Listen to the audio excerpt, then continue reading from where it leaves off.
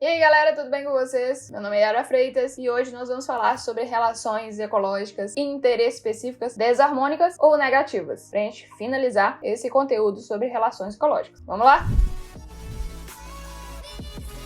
Como vocês viram no vídeo anterior, relações ecológicas interespecíficas são interações entre organismos de espécies diferentes. E hoje nós vamos falar daquelas que são desarmônicas, ou seja, causam prejuízo para pelo menos uma das espécies. Nós temos 6 relações interespecíficas desarmônicas, sendo elas amensalismo, predação, herbivorismo, competição, antibiose e parasitismo. Então, começando aí com amensalismo. O amensalismo é uma relação neutra negativa, nula negativa. Ou seja, nessa relação, uma espécie vai sair prejudicada e a outra tanto faz, tanto fez. Para ficar mais simples de entender, é uma que sem querer ela acaba prejudicando a outra. Então, qual exemplo de amensalismo a gente pode dar? Uma manada de elefantes, ou então um elefante que seja. Esse elefante, ao caminhar, ao estar andando, ele acaba sem querer pisando, matando alguns animais, alguns organismos. Então, assim, foi sem querer, ele não viu esses animais, não foi de propósito, mas acabou prejudicando a outra porque morreu, no mínimo, se machucou por causa disso. Então lembre-se disso. Amensalismo é aquela relação onde um ser vivo,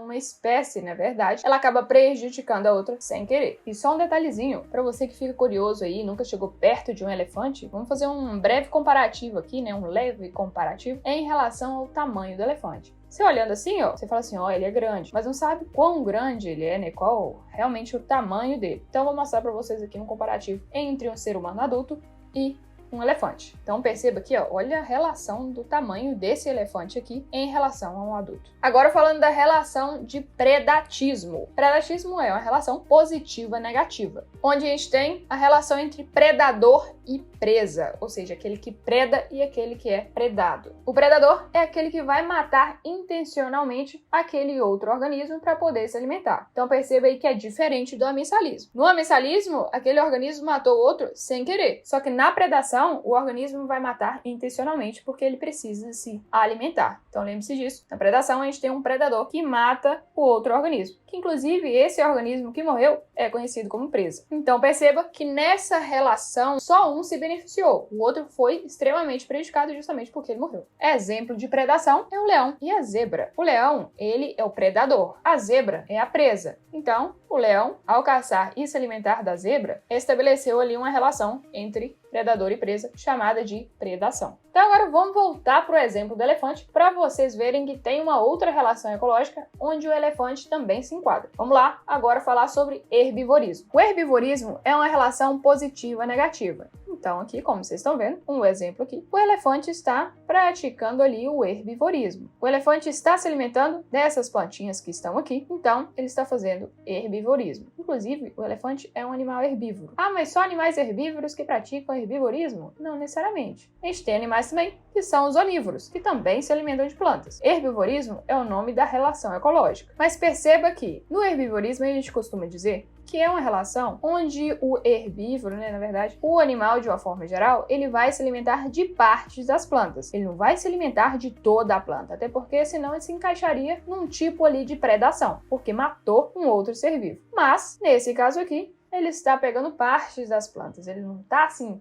se alimentando de geral ali, matando. Não, ele está se alimentando de partes da planta. Então, nesse caso aí, por ser uma planta que está servindo de alimento para outro ser, então é um caso de herbivorismo. É claro que a planta está sendo prejudicada e esses outros animais estão se beneficiando já que estão se alimentando. Agora falando sobre competição, mais especificamente, competição interespecífica. Por quê? Mais especificamente. Porque vocês viram no vídeo anterior que tem também competição lá nas relações intraespecíficas. Só que lá são competições entre organismos da mesma espécie, enquanto que agora é uma competição entre organismos de espécies diferentes. Então, na competição interespecífica, são organismos de espécies diferentes que estão interagindo ali e competindo entre si em troca de algum recurso que é muito limitado. Então, como eu disse aí, funciona da mesma forma que eu já expliquei para vocês nos vídeos anteriores. Que recursos seriam esses? Pode ser água, pode ser alimento, pode ser para reprodução, querendo ali conquistar uma fêmea, pode ser por causa de liderança, território e assim por diante. Como exemplo, o poderia citar o elefante competindo com a zebra, ou então, né, que seja a zebra competindo com os cervos em troca ali do alimento, que seriam ali as plantas, as gramíneas que estejam ali. Ou então as zebras competindo com gnus para poder realmente se alimentar ali. O próximo exemplo é a antibiose, ou então também conhecida como alelopatia, que é uma relação positiva-negativa. Nessa relação de antibiose, né, de alelopatia, como vocês preferirem chamar, nessa relação, uma espécie ela vai produzir uma toxina e vai liberar no ambiente justamente para prejudicar a outra espécie e ela ficar com os recursos todos para ela. Essa toxina aí vai permitir, por exemplo, que ela não cresça ali na região, né? Que essa espécie não consiga se desenvolver. A gente tem plantas que fazem isso, tá? Certas plantas, elas realmente liberam ali uma certa toxina para que plantas não cresçam ao redor. Assim como a gente tem outros exemplos, como o fungo penicillium, né? Você já ouviu falar aí da penicilina, com certeza você já deve ter ouvido falar ali da penicilina, de antibiótico. Pois então, o fungo penicillium, ele produz uma toxina, ele produz a penicilina, que é uma substância que vai inibir o crescimento ali de bactérias ao redor. Então, ele não vai deixar com que bactérias cresçam, se desenvolva ali no local, para que o fungo fique com os recursos, por exemplo, alimentares, todos para ele. Essa toxina é o famoso antibiótico. Agora, para a gente fechar a aula de hoje, vamos falar sobre parasitismo. O parasitismo é uma relação positiva-negativa, onde a gente estabelece a relação entre parasita e hospedeiro. O parasita é aquele organismo que vai conseguir alimento às custas da outra espécie. Então, ele é um aproveitador. Essa espécie que é prejudicada é o hospedeiro. Mas pensa aqui comigo, pensa só. A relação de parasita e hospedeiro, ou seja, a relação de parasitismo, é uma relação onde o parasita ele não tem a intenção de matar o outro organismo, de matar ali a outra espécie. Até porque se ele matar a outra espécie, como é que ele vai continuar sugando, né? Pegando ali o alimento para ele? Não tem como. Então o parasita, ele tem que ficar ali, ó, de leve, né, às custas desse organismo, pegando o recurso para ele, pegando aquele alimento para ele. Porque se ele matar aquela espécie, ele não vai ter mais alimento. Até porque se a gente estivesse falando sobre matar o outro organismo, a gente estaria falando sobre predação e não sobre parasitismo. Por exemplo, sabe aquele filme do Venom? Se você não conhece, nunca viu, filme aí da Marvel, dá uma olhadinha lá. Grana da registradora. Por favor, eu não aguento mais isso. Agora! Homem ruim, não é? É.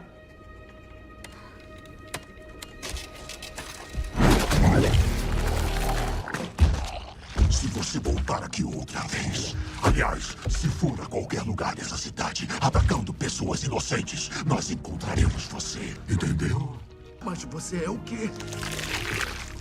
Nós somos Venom.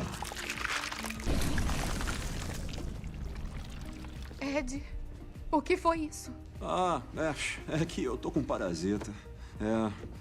Boa noite, senhora Shen. Ali a gente tem uma relação entre parasita e hospedeiro ali, mais ou menos uma relação entre parasita e hospedeiro. Onde parasita é aquele organismo simbiótico, enquanto que o hospedeiro é o ser humano. Então aí no caso do Venom, dependendo do contexto, se prejudica a outra espécie ou se não prejudica, se traz benefício para os dois ou se traz prejuízo para uma delas, a gente pode encaixar o Venom ali em parasitismo ou mutualismo, dependendo ali das intenções dos organismos. Então, qual é o exemplo da vida real a gente pode dar aqui pra vocês sobre parasitismo? Estão careca de saber, vocês sabem disso. A gente tem o exemplo aí do piolho no ser humano, a gente tem o exemplo dos carrapatos nos cães, são exemplos de parasitismo. O carrapato, ele está ali parasitando o cachorro. O piolho está parasitando o ser humano. E só uma informaçãozinha extra para vocês. Os parasitas podem ser classificados em ectoparasitas ou endoparasitas. Ecto é fora, então são parasitas que ficam na parte externa do corpo. Enquanto que endoparasitas, endo é dentro, são parasitas que ficam dentro do corpo desses seres vivos. Como ectoparasita, a gente tem aí, ó, piolho, carrapato, pulga, tá? Enquanto que endoparasitas, a gente tem as lombrigas, a gente tem os próprios vírus e as bactérias, tá? São considerados parasitas, beleza? Eu espero que vocês tenham entendido. Qualquer dúvida ou então qualquer comentário que vocês queiram fazer, escrevam aqui embaixo que eu vou ter o prazer de ler e te responder. E não se esqueçam de inscrever no canal, curtir esse vídeo e compartilhar para quem precisa saber disso. Espero vocês pro próximo vídeo. E vem comigo aprender biologia.